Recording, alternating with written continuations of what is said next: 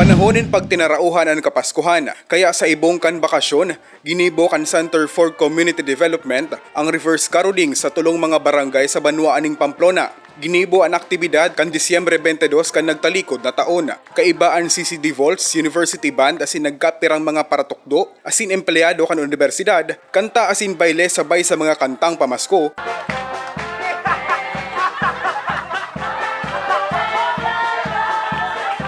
An sa indang ipighera sa daima baba sa 30 pamilya kan mga barangay. Afuera digdi nagtauman ang opisina nin mga Christmas buckets, laog ang mga handa pang Noche Buena. Susog ki Teresa Carillo na primer best na nagbali sa aktibidad, maugma subuot sa pagbati na makatabang asin makataong kaugmahan, lalo na sa mga nangangaipo.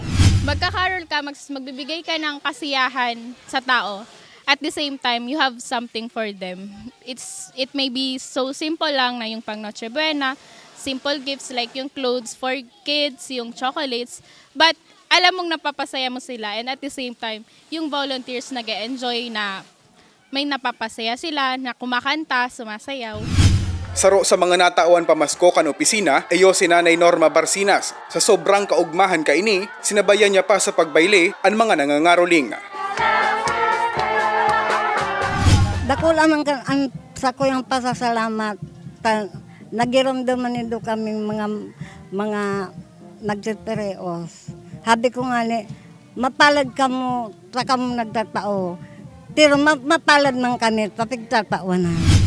11 taon ang ginigibo kan Center for Community Development ang reverse caroling na may obhetong maiheras ang diwa kan Kapaskuhan sa mga tios niyatong kahimanwa.